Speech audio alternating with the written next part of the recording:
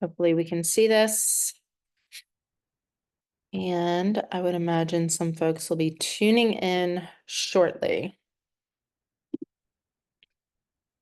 I am gonna go ahead and get started. However, can you see my screen is the question.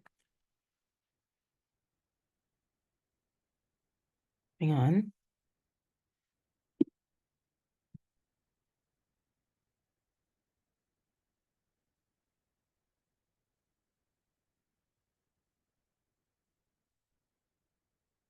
Desktop.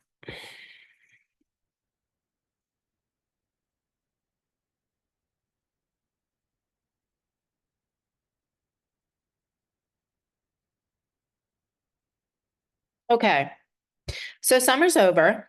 How can I get back on track? We know that in the summer, there are temptations that we are exposed to that can lead to poor eating habits, less movement, can also lead to, speaking for myself, higher calorie foods, going out more often, sugary drinks, alcohol can be more frequent. And because the days are longer, there are more social activities that can lead us to not getting as much sleep and just not following our typical routine in general, whether families coming in and out of town or we're on vacation, whatever it might be. So understanding that just being out of your routine can cause a lot of, I would say, maybe weight gain, fatigue, just in general, not feeling great, right? So here we go. Yes, impact on your health. This can lead to weight gain, sluggishness, digestive issues, and overall decreased wellness. So example, when it comes to digestive issues, if you eat in a particular way, and then all of a sudden you're going out and you're eating ice cream and having cake and things that aren't normally part of your dietary routine, you can certainly start to experience digestive issues of all different kinds. So what do? Reestablish first and foremost your healthy eating patterns. The greatest bang for your buck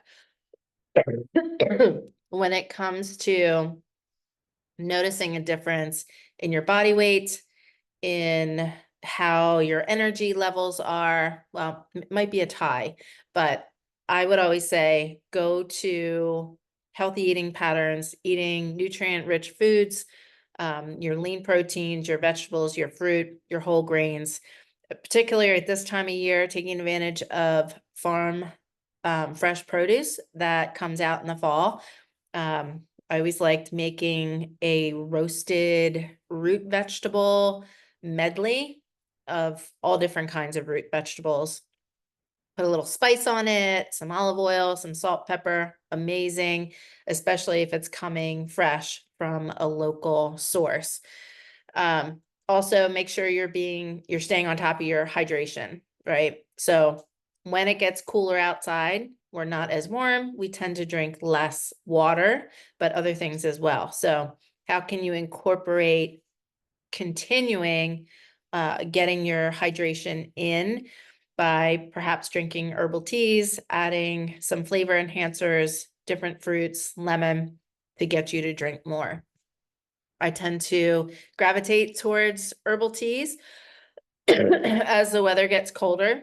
And right now, what did I do? I picked up yet another cold from traveling and not sleeping. So I've been pumping the tea with lemon and honey. So make sure that you are also focusing on hydration. Fall back to fitness. Have some new fitness goals to reignite your passion for working out again. Join a group, do some cooler weather activities outdoors, hiking, biking, walking, anything outside at this time can be wonderful because it's not as hot unless you're living in Southern California this week.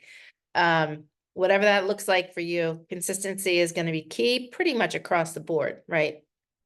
So create a schedule for yourself and stick to it. And I always suggest to clients that are struggling with exercise, don't feel like you have to do a full hour. Um, 15 to 20 minutes of something is better than zero.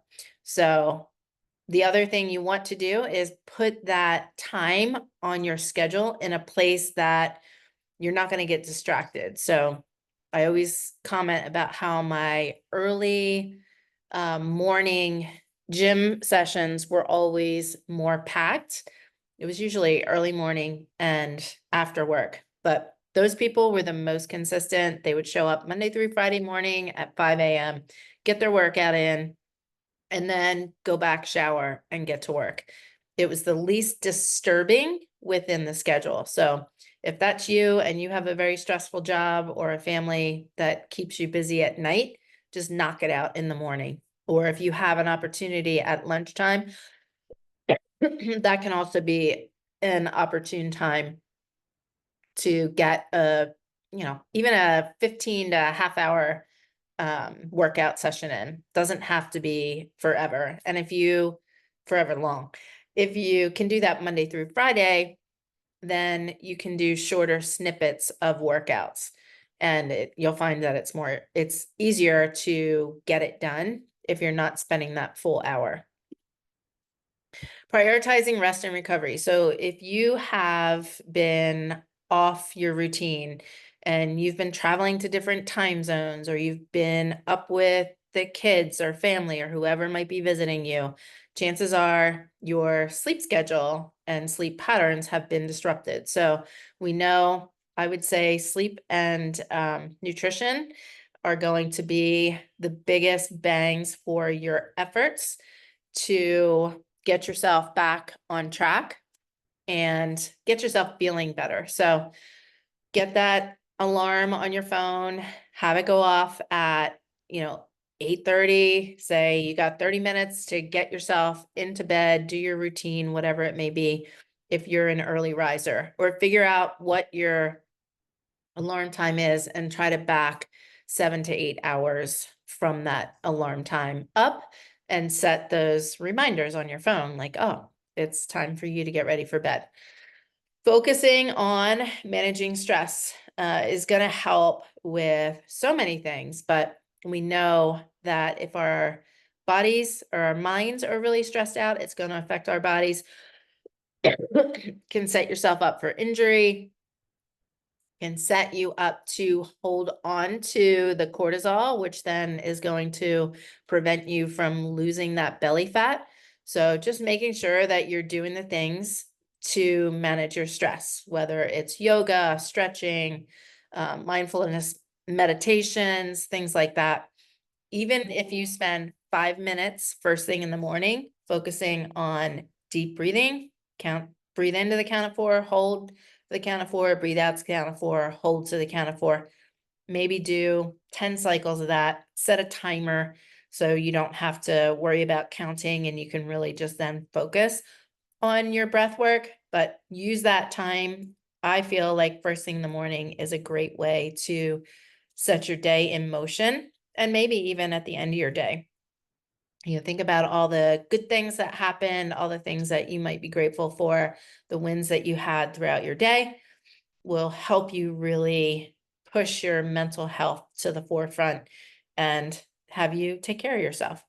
And then, especially if you have not been consistent with your exercise routine through the summer, you want to make sure that you're not going from doing really not much of anything to training 5, 6, 7 days a week. You want to ease yourself into it so you can avoid injury, and make sure, especially at our age, that you're listening to your body when it needs or requires rest. We aren't 30 anymore. We're not 20 anymore. Most of us are in our 40s, 50s, and 60s. And we really need to listen to what our body is telling us, because 9 times out of 10, if you're in some kind of pain, you want to address it, take some time off, and make sure that you're not further exposing yourself to potential injury. Set intentions to help you stay motivated. So what are some specific goals that you could set?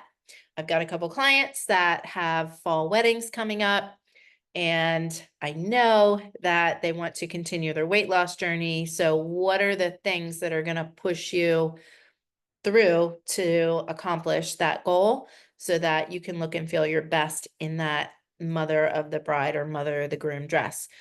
Um, could be, you want to lose an additional 5 pounds. It could be that you want to lose 10 pounds. I would also encourage you to break that up into weeks, months, time frames, so you're not setting yourself up for mental failure, because your scale weight can fluctuate so much from day to day. So look at the long haul.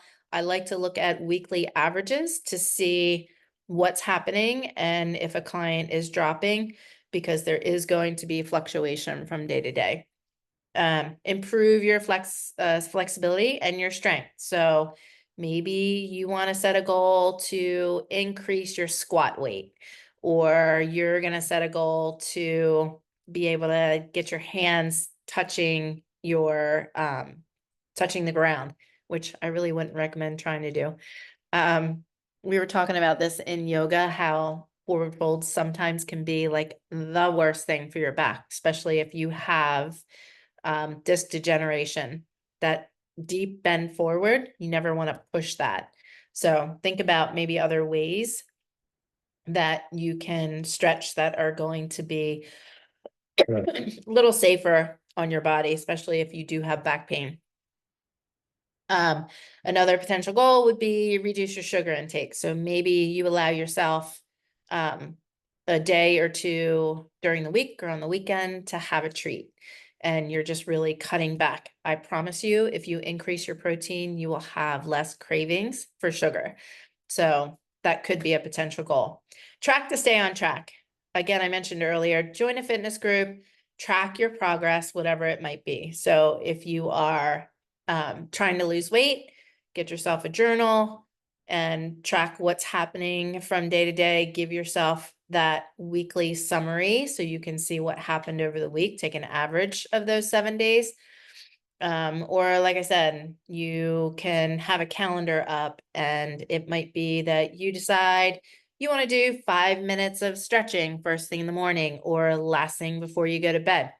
Track that progress on your calendar by ticking those days off where you did what you said you were going to do.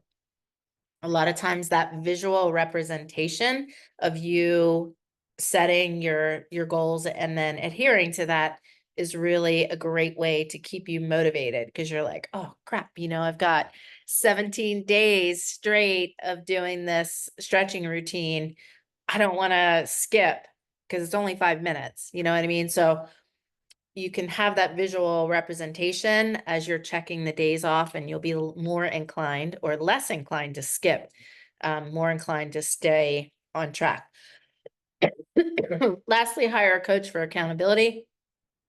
Even me as a fitness professional, I needed to hire myself a coach, and I've actually rehired that coach.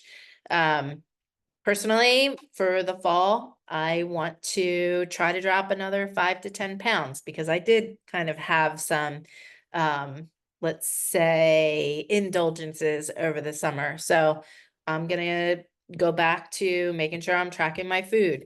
If I'm not seeing progress, I'm probably going to reach out to Ryan over in Wales and say, hey, Rye, keep me on track. I need somebody to check in with, or have an accountability friend, partner and a friend, something like that. It's really important, though, to reflect on that summer fun and to be able to acknowledge the indulgences that you did have without guilt. The last thing you want to do is lay that guilt on yourself. We have enough humans that do that to us, that surround us. And a lot of times I feel like we're almost the hardest on ourselves possible. So, hey, shit happens. You probably had fun while you were doing it. And yes, you did indulge, but don't beat yourself up for it. Start with that clean slate. The next meal, the next day, get your workout in, get your steps in, whatever that might be. And really just wipe that slate clean. Use that reflection time as motivation to reset and move yourself forward. So again, just acknowledging that you had a little fun is a great way to reflect upon that motivation and feel like you weren't restricting yourself to a point where you felt like you had to beat yourself up for some of the choices that you made. And then again, wiping that slate clean and saying, okay, for the next 90 days or whatever it might be, I'm going to really get dialed in and I'm going to work on these couple of things that I know I can commit to. So in summary, summer definitely has an impact on your body and your health for most people. We want to reestablish healthy eating, reignite your workout routines, find something that you love doing. You're going to be more inclined to do it. Make sure you're prioritizing recovery, especially if you haven't been working out much and you're like, okay, I'm going to hit it hard. I'm going to work out 5 days this week. Probably not the best thing to do at this stage in the game. Maybe 2 to 3 times for the first week. Do that for 4 weeks and then start to increase your workouts and maybe even the intensity with which you are working out. And then set intentions to stay motivated. We know that motivation cannot last. So we turn to mindfulness, our intentions, and then what are the healthy habits that we know we can have in place the majority of the time so that we can indeed get ourselves back on track and start to make some forward progress on our health. So here's your call to action. If you could pick 2 to 3 things to get back on track to start this week, what would they include? You know, we've got kids going back to school for those of you that have college kids or younger kids. We've got shorter days coming, so that could impact getting your steps in or getting your workouts in, depending on what it is that you like to do. But, you know, what are some of the things that you can do?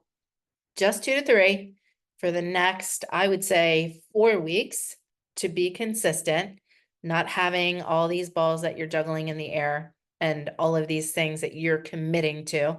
Start light and then track it. I think that just having that sticky note or the calendar up that says, okay, these are the 2 to 3 things I'm going to commit to. And then you're going to track that every day. Did you do it? Did you not do it? Where did you struggle? And you'll be more inclined to continue going. So, any questions?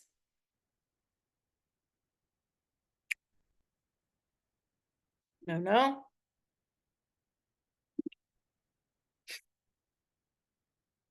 Let's see if anybody in Facebook land has questions. And then I also did want to announce that I am doing a referral challenge. Really, I am super passionate, as I'm sure you can tell, because I come on here every week and I do some kind of training, but I really want to be able to impact as many women over the age of 40 as I can so that they don't have to feel stuck. I've actually had people in my Facebook group listen to what I tell them and they go out and do it and they drop weight, they feel better, they have more energy. So the more people I can influence and reach in that way, the better. I am offering a either $100 cash prize or a $100 Amazon prize, whatever that individual that wins particularly wants. And then for everybody that gets at least 15 people invited into the group that accept, your name is going to get entered into a drawing for a Beauty Society beauty box, which is probably anywhere from $50 to $75 value. But I love the beauty boxes. They're a lot of fun. It's like getting a bunch of products delivered to your door. They do it once a quarter. And it's a lot of fun to open that up. So $100 cash prize or Amazon prize for the person that gets the most people in the group to basically accept the invite. And for every person that gets at least 15 people in, you'll get entered to win a beauty box by Beauty Society. So I appreciate you all. Have a wonderful evening, and I will catch you later.